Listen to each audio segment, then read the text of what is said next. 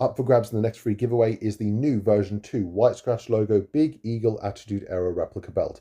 To gain entry into the draw, all you've got to do is make sure you're subscribed to this YouTube channel, like the video in the pinned comment section below, and comment on that video with your favourite WWF pay-per-view of all time to feature the Big Eagle belt that was not WrestleMania 17. All that gains you 1 entry into the draw. Alternatively, you can become a YouTube member. That will gain you 5 entries. Or you can become a Patreon member over at patreon.com/HazardF5, with each tier gaining you multiple entries. So if you're a $2 entry level patron, you get 2 entries into the draw, so on and so forth. Again, all this is possible due to my partnership with WWE and Euroshop, which came about with my viewership and people using my affiliate links. So please continue to use my affiliate links when purchasing from both WWE Shop and Euroshop, and feel free to use promo code HAZARD15 to gain 15% off of your order with selected items. The giveaway draw will take place live on YouTube the night after Crown Jewel 2025. Good luck to everyone.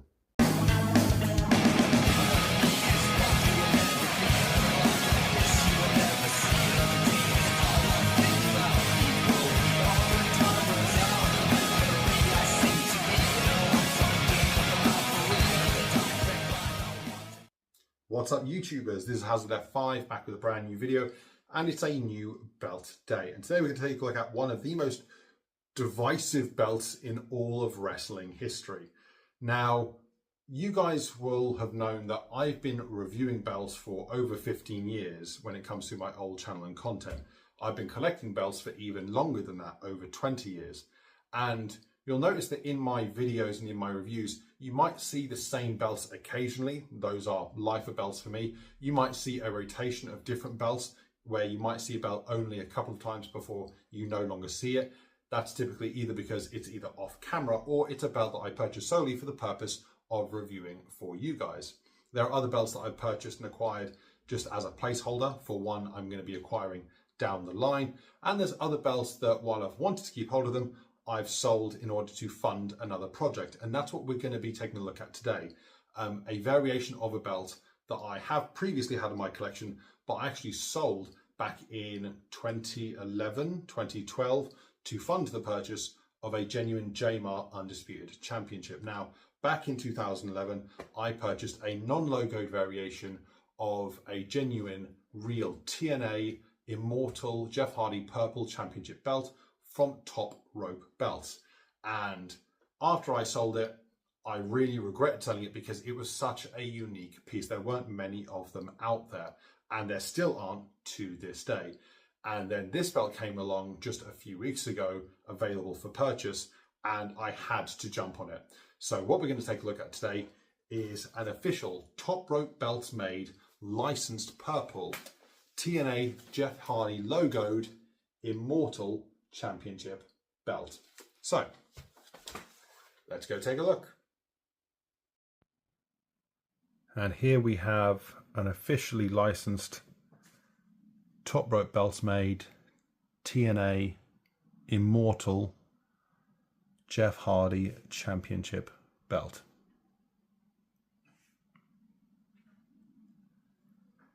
So this is a version of a belt that I actually owned back in 2011.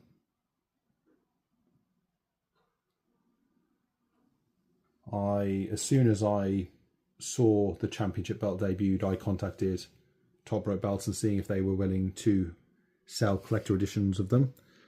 And at the time they couldn't use the TNA logo, so I purchased a non-logo variation. I unfortunately had to sell that as a genuine JMAR Undisputed Championship came up and needed the funds for it. But it was one of the few belts that after I'd sold it, it's hard to say I regret selling it because it was essentially for the greater good. However, I always really wished I didn't have to. Then this one came up a couple of weeks ago for sale, and I had to jump on it. A genuine copy made by Top Rope Belts, the same specifications as the ring used one, Saint paintwork with the logos. Couldn't say no. So obviously this belt is incredibly spiky. So you've got a lot of sharp edges to it and stuff. Now, because of that, there will be indentations on the strap, and that's just the nature of the beast. A bit like the Winged Eagle Championship. with the bars sticking into the strap. That's just going to happen, and there is no way of preventing it unless you change how it actually looked. So you've got the etched line on the outside with an inner painted blue line following around the outline. In the gaps here, you've actually got really thin acid etched lines that when the right lighting hits, I'll see if I can show you here, there you go, it sort of gives that nugget textured look. I've had so many people ask me who knew that I owned one of these copies back in 2011 about this texturing and stuff, and so many of them thought it was like dremeling, like you might see on, say, the side plates of a Jmar Big Eagle or Undisputed, when in actuality they're just all very straight thin lines. So you've got the spike at the top with the old school TNA wrestling logo. Of course, they rebranded a little bit after Hulk Hogan came in and got rid of the outlines on the backgrounds, forming the symmetrical look. You've got green and purple paintwork with the lines here. Then you've got the dotted filler in the eyes with the white painted background.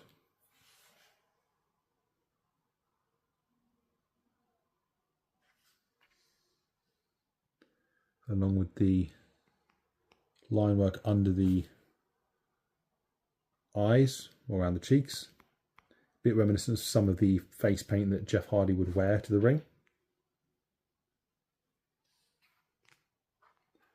On each side, he's actually got Enigmatic Champion. Now, I'm not sure if that was originally going to be the belt's name before they renamed it to the Immortal Championship as part of the faction. I'm not too sure about that.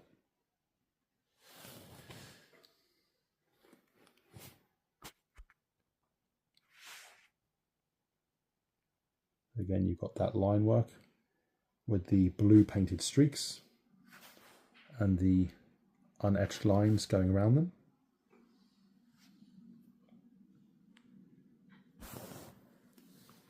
And you can see this belt is stacked, so the face plate is 4mm thick, stacked on top of the base 4mm, making 8 in total. As we go to the side, so you've got the first Jeff Hardy face paint job. So here you've got the white base with the purple and black added. You've also got the light blue stones in each corner with the stone holders. This is one of the earlier belts that I remember like a portrait design being part of it. Of course, you've got the line work in the background along with the blue outline and single etched line.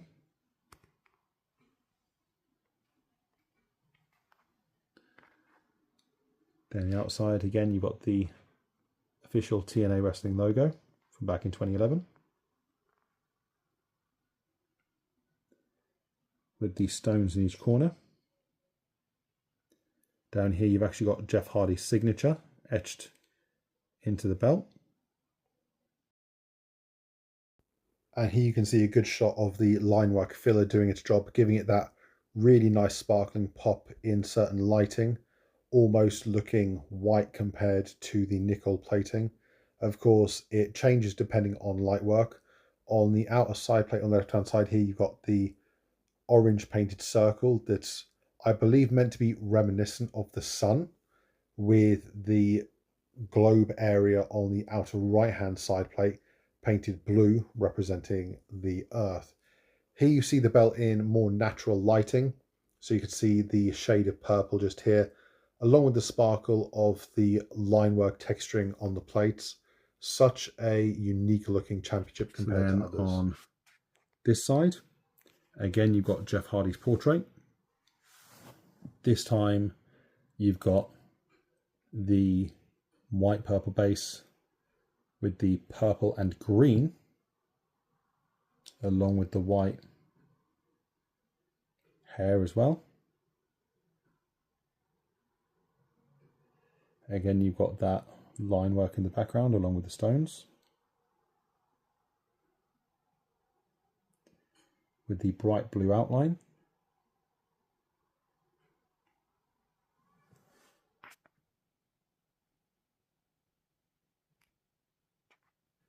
And then you've got the TNA logo. This side plate matching the other side, while the Jeff Hardy face one is inverted, so the paintwork is flipped. This one remains the same.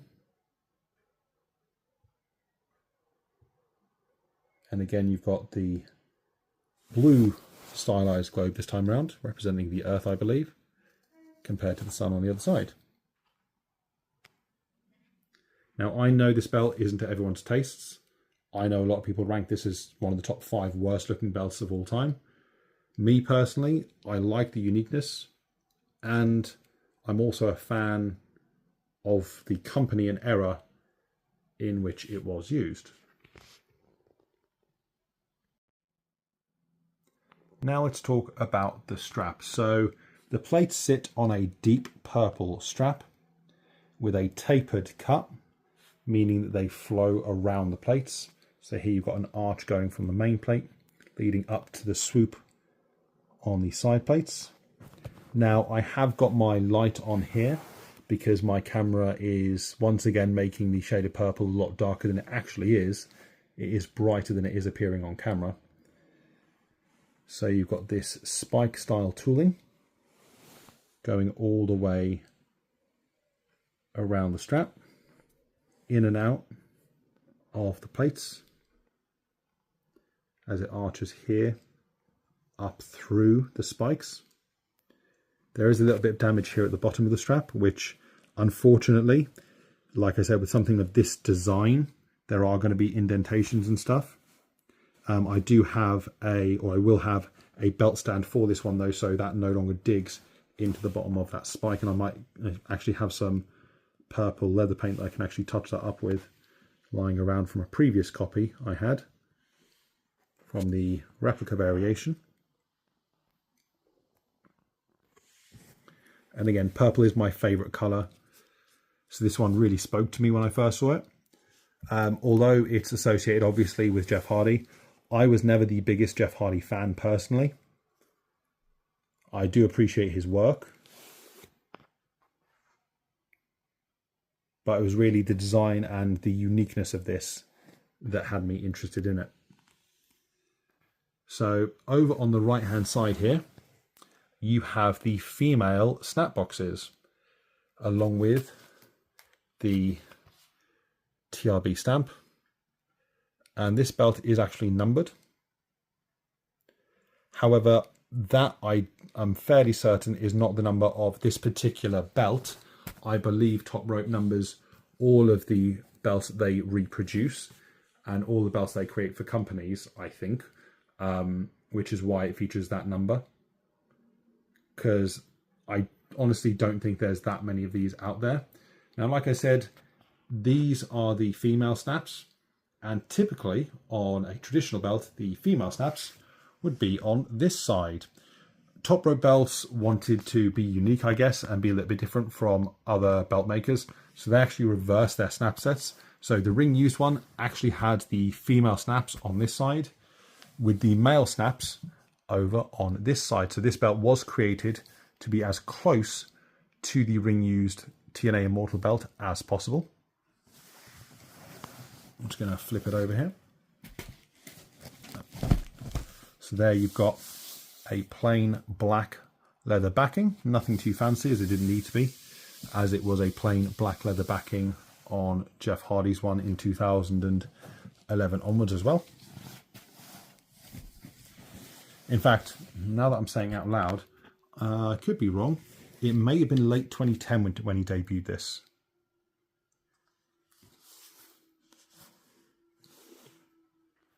Because he obviously won the championship at Bound for Glory 2010 on 10/10/10. I think he only had the belt for a month before debuting this, so it would have been 2010. It then lasted, unfortunately, up to that fateful Victory Road 2011 pay-per-view. Like I said, I am not Jeff Hardy's biggest fan, but I do appreciate TNA, its history, and certainly its championships.